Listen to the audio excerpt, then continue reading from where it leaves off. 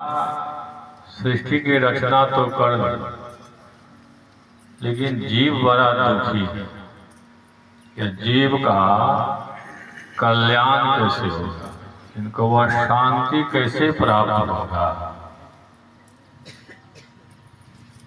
तो यह संशय ब्रह्मा जी को दूर करने के लिए कहाँ गए? भगवान शंकर के पास, क्योंकि भगवान शंकर कहाँ है? योगी है। योगी भगवान शंकर है, योगीश्वर, और योगेश्वर भगवान कृष्ण है, और योगीश्वर भगवान शंकर है। तो यह बात का संशय मिटाने के लिए ब्रह्मा जी भगवान शंकर के पास गए और कहते हैं कि हे भोलेनाथ, हमने तो यह जीव का शरीर बनाया है, तरह तरह का शरीर दिया है, इसमें सबसे विशेष शरीर जो है मनुष्य का है। सब जीव तो दुखी है ही, मनुष्य को भी बहुत दुख है संसार में, तरह तरह के ताप, दैहिक है, दैविक है, भौतिक है। यह दुख से कैसा इसको निजात मिलेगा, दुख से छुटकारा कैसे होगा, इसका कल्याण कैसे होगा। भगवान शंकर ने कहा, भगवान ब्रह्मा ने कहा, इसके लिए बहुत का कहना है। श्रुति पुराण, संत महापुरुष, योग शास्त्र कि कोई ज्ञान, कोई ध्यान, कोई योग, कोई कोच, किस तरह से योग से कि ज्ञान से आप इसका विस्तार से बताइए। भगवान शंकर ने कहा कि हे ब्रह्मा जी, यह जीव जो है पीव से विलग हो गया, हम आप परमात्मा से विलग हो गए, वियोग हो गया। वियोग होने के कारण क्या है कि जीव पर पर्दा लगा हुआ है। जिस तरह से हम आप देख रहे हैं ना, यहाँ पंडाल लगा हुआ, इसको कहते हैं पटाकाश। इसके अंदर भी आकाश है, इसके अंदर आकाश है जिसमें हम आप बैठे हुए हैं। ये आकाश क्या, उस आकाश का अभिन्न अंश है। अगर इसको पर्दा खोल दिया जाएगा, कल यहाँ शून्य हो जाएगा, ये आकाश मिलेगा नहीं, ये आकाश उस आकाश में हो जाएगा। उसी तरह से हम आप जो जीवात्मा है वह परमात्मा का अभिन्न अंश है। अब देखिए, घड़ा में भी आकाश है, लोटा में भी आकाश है, फुटबॉल में भी आकाश है, गाड़ी के टायर में भी वह हवा है ना। जिस तरह से यह आकार मतलब जो है उसमें जो इस आकार का है उसी आकार का हो जाता है, लेकिन क्या है उसका तत्व रूप में क्या है, सब उसी का अभिन्न अंश है। उसी तरह से परमात्मा का यह जीव जो है अभिन्न अंश है, जो हम आप जीव हैं। अभी जीवत भाव में हम आप जी रहे। जीवत भाव कैसे हटेगा? जीव पर तीन पर्दा लगा है, घट तम पट जीव पर है छाड़। हम लोग स्तुति पाठ में करते हैं ना कि जीव पर क्या है, अंधकार का पर्दा और प्रकाश का पर्दा और शब्द का पर्दा, तीन तरह का पर्दा ये जीव पर पड़ा हुआ, तभी जीव बना हुआ। इसलिए हमको हम आपको वह ज्ञान नहीं हो रहा है, वह बोध नहीं हो रहा है परमात्मा। जब तक यह पर्दा नहीं हटेगा तब तक उसे पीव से मिलना नहीं होगा। इसको हटाने के लिए बहुत तरह के बड़े बड़े फिलोसफर लॉजिकर इस पर तर्क दिए। एक महर्षि पतंजलि थे, योग दर्शन में उन्होंने लिखा है योग करने के लिए सबसे पहले जो है यम है, नियम है, आसन है। आसन का मतलब जो जागृति करने वाला योग गुरु कहला रहे हैं अभी रामदेव बाबा। पेट घुमाना, हाथ घुमाना, सिर घुमाना, कमर घुमाना, उछलना, कूदना, ये आसन का आ गया। इससे शरीर स्वस्थ रहता है। आपको दर्द है, कोई तरह का दिक्कत है, तो ये सब आसन करेंगे, शरीर स्वस्थ रहेगा। ये योग नहीं है, विशेष योग तो है जो परमात्मा से मिले। आसन के बाद क्या है? प्राणायाम, जो सांस क्रिया को कंट्रोल किया जाता है। अब प्राणायाम के बाद क्या है? प्रत्याहार है, जो सदगुरु के सदयुक्ति को प्राप्त करते हैं, नाम दान लेते हैं, दीक्षा लेते हैं। मन जो भागता है फिर पकड़ कर लाते हैं, फिर मन भागता है, ये प्रत्याहार। फिर प्रत्याहार होने के बाद फिर धारणा, फिर क्या है? ध्यान, तब है समाधि। सातवां अंग जो है अष्टांग योग का, जो सातवां अंग है वह है ध्यान। उसमें असली योग होता है, जो दोनों दृष्टियों को एक करते हैं, मिलाते हैं, तो वह असली योग होगा। उसी को जो संत मत के जो परंपरा का जो प्रक्रिया है साधना का, इसमें शॉर्ट कर दिए, संक्षिप्त कर दिए। सबके लिए यह सरल कर दिया है। धनवान, विद्वान, अनपढ़, है ना, निर्धन, कोई भी मनुष्य को जानकारी होना चाहिए, सबके लिए अधिकार है। सरल इसलिए कर दिए हैं, इसमें जो है गुरु महाराज का जो परंपरा है, दीक्षा की विधि है, पहले मानस योग करते हैं। मानस योग का मतलब मानस जप योग, फिर ध्यान, मानस ध्यान योग, फिर दृष्टि योग, तब है शब्द योग। ये चार प्रक्रिया है योग का।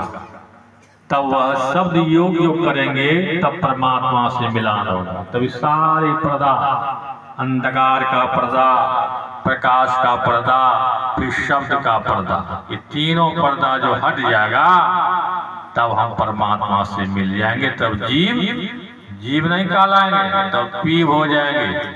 परमात्मा स्वरूप का प्राप्त ज्ञान प्राप्त हो जाएगा, परमात्मा स्वरूप हो जाएंगे, परमात्मा हो जाएगा। अभी जीवात्मा बने हुए। लेकिन जैसे यम नियम है, तो यम नियम के लिए गुरु महाराज भी कह दिए कि सारे यम नियम कहाँ है? झूठ, चोरी, नशा, हिंसा, व्यभिचार, ये 5 प्रकार जो पाप है, इसी को संयमित करने के लिए, इसी को यम कहते हैं, नियम कहते हैं। इसी में दोनों में ये 4 चीज आया, 5 चीज आ जाता है। इसको देखिए।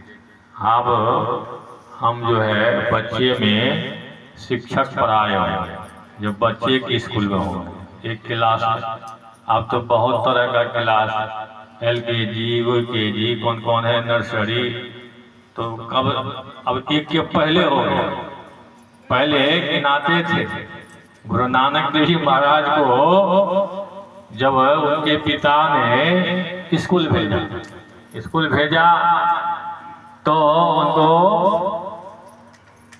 शिक्षक ने कहा लिखो एक, कि ना एक नहीं लिखूंगा, एक से पहले क्या है उसको बताइए। अब मास्टर का दिमाग चकरा गया, ये बच्चा क्या बोल रहा है, एक से पहले क्या है? एक से पहले है वहां से पढ़ाइए। एक से पहले क्या है? एक से सब होता है और सबसे एक नहीं होता है।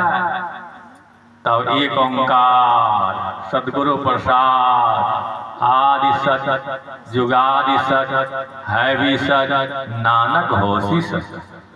क्या है? परमात्मा सत है, परमात्मा एक है, ईश्वर एक है। देखिए कैसे पढ़ाई पड़े। और प्रहलाद को भी दानव की पढ़ाई पढ़ाता था, उनके सरनामा गुरु हिरण्यकश्यप भेजा, लेकिन वह पढ़ाई नहीं पढ़ता था, ये भगवान का ही नाम जपता था। उसी का जो है वो उपदेश देता था परमात्मा को कैसे प्राप्त करें योग के बारे में। तो हम आपको जो है ना जब पढ़ाते थे बच्चे में 9 का पहाड़ा, 9 जिस तरह से महर्षि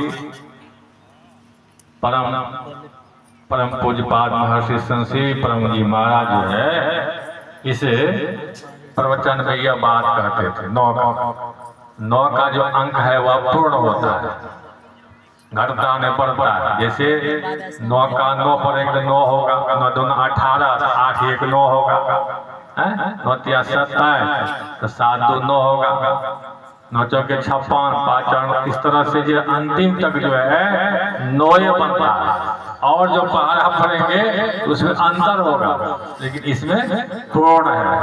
इसलिए परमात्मा क्या है? पूर्ण है। पूर्णमिदं पूर्णात् पूर्णमुदच्यते पूर्णस्य पूर्णमादाय पूर्णमेवावशिष्यते। परमात्मा पूर्ण है, तो उसको परमात्मा का ज्ञान प्राप्त करने के लिए हम आपको योग करना पड़ेगा। वो योग है सबसे पहले हम आपके जो ये शरीर है इसके अंदर 6 चक्र है, 6 चक्र है। पहला चक्र है स्वादिष्ठान, पहला चक्र है मूलाधार, जहाँ रीढ़ की हड्डी समाप्त हो जाती है, इसको गुदा चक्र भी कहते हैं। रीढ़ की हड्डी जहाँ तक अंत हो जाता है उसको गुदा चक्र चाहे मूलाधार चक्र, वहाँ गणेश जी का वासा है और 4 करोड़ देवी देवता का मालिक बनकर बैठा है वहाँ, उसको कहते हैं मूलाधार चक्र। उसके ऊपर आइए वहाँ क्या है? स्वादिष्ठान चक्र, इसको लिंग चक्र भी कहते हैं। वहाँ पर किसका वासा है? ब्रह्मा जी का वासा है। और उसके ऊपर आइए नाभि चक्र, जिसको मानिक चक्र भी कहते हैं, वहाँ पर किसका वासा है? भगवान विष्णु का। उसके ऊपर हृदय चक्र, हृदय चक्र में किसका वासा है? शिव और पार्वती का। उसके बाद कंठ चक्र, कंठ चक्र में किसका वासा है? सरस्वती का, जिससे आवाज निकलती। ये आवाज सरस्वती के जो है ना चक्र से निकलता है, सरस्वती का वासा है। और अंत में क्या है? आज्ञा चक्र। आज्ञा चक्र से ही परमात्मा का द्वार, इसी को हरिद्वार कहते हैं। हम आप रहते हैं, हम लोग रहते हैं हरिद्वार। तो ये ऋषि मुनि का खोज नाम दिया है कि भारत में जिस तरह से अध्यात्म नाम दिया गया है ऋषि की, हरिद्वार, बद्रीनाथ, केदारनाथ, ये सब साधना की बात है ना। तो यहाँ पर जो है 10वां द्वार है, वहीं पर हरिद्वार है, वहीं पर सुषमना द्वार है, वहीं पर त्रिकुटी महल है, वहीं से परमात्मा की विभूति का दर्शन होता है। जब मनोयोग पूर्वक करेंगे, जब करते करते जब अपने इष्ट का ध्यान करेंगे, उसका करते करते अंतिम जो उनका रूप होता है तो वह होता है दृष्टि योग, प्रकाश का दर्शन होता है। 10वां द्वार में ज्योति जगी जावे अति सुख पावे, सुन रहे थे कल, शब्द सहारे का प्रकाश का जब दर्शन होता है, जब अंधकार, जब ध्यान से अंधकार का नाश होता है, अंधकार का नाश हो जाएगा, फिर प्रकाश में प्रवेश हो जाएंगे, प्रकाश मंडल में चले जाएंगे। अब प्रकाश मंडल में चले गए तो हो गया आप अंतर्यामी। पूरी दुनिया की चीज यहीं बैठे बैठे देखे, कायल है, मोबाइल है, टेलीविजन के चक्कर में रहेंगे। जब प्रकाश का दर्शन हो गया तो पहाड़ में क्या है, ब्रह्मांड में क्या है, ये लोग, परलोक, सतलोक, इतने भी लोकांतर है, सबका दर्शन बैठे बैठे होगा। ऐसा है। और शब्द योग, जो शब्द में जाएंगे तो सबकी मन की बात को जानेंगे, सब अंतर्यामी हो जाएंगे। कौन क्या बोल रहा है, किसके बारे में क्या कह रहा है, सर्वव्यापक हो जाए, परमात्मा का ज्ञान होते रहे। जब अंतिम क्या है, शब्दातीत पद, शब्दातीत पद को प्राप्त होने के बाद तो कुछ कहा ही नहीं जाए, तब तो हो गया खेल खत्म। अब हो गए परमात्मा, फिर वह असली योग योगेश्वर, और जो है परमात्मा पद पाने के बाद सभी दुखों का नाश, जीव का कल्याण, वह शांति को प्राप्त कर लेते हैं। तो इस तरह से हम आपको मनोयोग पूर्वक सबसे पहले सत्संग की बात को अच्छी तरह से सुनेंगे, आनंद मन से, और सुनते सुनते जब अपने हृदय में धारण होगा, जिज्ञासा होगा, प्रेरणा होगी, तब हम आप सदयुक्ति प्राप्त करेंगे। भेद को जानने की जिज्ञासा होगी, भजन भेद लेंगे, दीक्षा लेंगे, फिर मनोयोग पूर्वक धीरे धीरे करेंगे।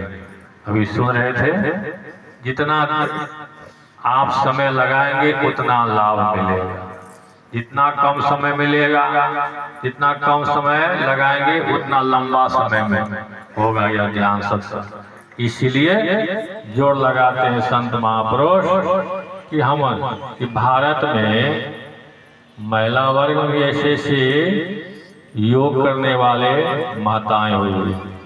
गोपी चंद की माता मैनावती योग करते थे, गुरु से सीख लिए थे, और अपने पुत्र को भी उपदेश दिया कि ये शरीर किसी का रहने वाला नहीं है, तुम्हारे पिता का शरीर।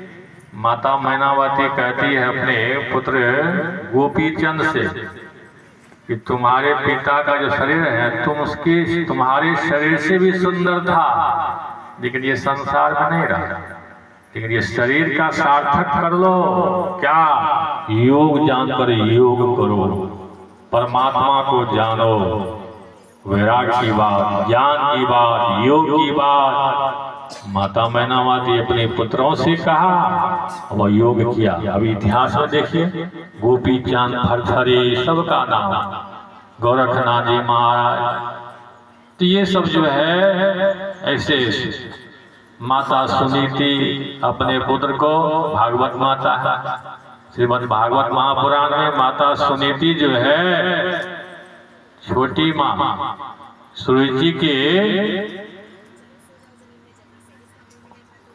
ध्रुव को अपने पिता उत्तानपाद के गोद में बैठा था ध्रुव, और सूरज जी छोटी माता उतार दी और कहती है यह गोद तभी तुम्हें मिलेगा, जाके तप करो, फिर मरो, फिर मेरे कोख से जन्म लो, तब तुम्हारा ये पिता का। लेकिन सुनीति माता के पास जब रोते रोते गए अपनी माँ के पास, ध्रुव का इस तरह से बात हमको छोटी माँ सूची ने कहा, और ठीक कहा, इस पिता की क्या बात कर रहा, अगर योग करेगा, भजन करेगा, जिस पिता का गोद मिलेगा उस पिता के गोद से हटना ही नहीं। इस पिता तुमको कितना देर लगेगा, 2 घंटा 1 घंटा में फिर उतार देगा। ये जो परम पिता है उसका गोद में चले जाने के बाद कोई उतारने वाला नहीं, इसको ऐसा समझाया। लेकिन आजकल जो संसार में लोग ऐसा करेंगे तो कितना लड़ाई होगा, महाभारत हो जाएगा, घर में होता ही है। इसलिए समझदारी देखिए, इस तरह से भारत में ऐसे नारी भी हुई है, संत महापुरुष हुए, ये संसार जनमानस के लिए, अज्ञानी जनों के लिए इस सदग्रंथ देकर गए। गुरु महाराज क्या कहे कि मैं जब संसार में नहीं रहूंगा, शरीर नहीं रहे, तो हमारा प्रतिनिधि पावन ग्रंथ इसी का आधार बनता है। जो सत्संग योग है इसी का पाठ होता है सुबह में, प्रातः में, और रामचरितमानस सारस्वती का प्रण काल में। इसी के आधार पर संत महापुरुष वक्ता लोग जो है इस पर व्याख्यान देते हैं परमात्मा के बारे में। वह परमात्मा कैसे हम आपको प्राप्त होगा, कैसे आत्मसात होगा, इसके लिए हम आपको मनोयोग पूर्वक सत्संग में आकर सत्संग की बात को सुनेंगे, समझेंगे, फिर करेंगे, तब हम आपको प्राप्त होगा। यही मनुष्य जीवन का एक लक्ष्य है, उद्देश्य है। और संसार के जो प्रपंच है ये तो खत्म होने वाला ही नहीं, किसी का सपना पूरा नहीं होता। लेकिन साथ साथ अपना संसार भी बनाइए, साथ साथ अपना परमार्थ भी बनाइए, धर्मार्थ कीजिए, पुण्य कीजिए, दान कीजिए, तभी यह मनुष्य का यह एक शुभ कर्म होता है। तभी हम आपका जो है वह कल्याण का मार्ग, कल्याण होगा, शांति मिलेगी। इसी सभी जो है समय हो गया है। स्वामी जी महाराज सुनेंगे, बोलिए प्रेम से श्री सद्गुरु महाराज की जय।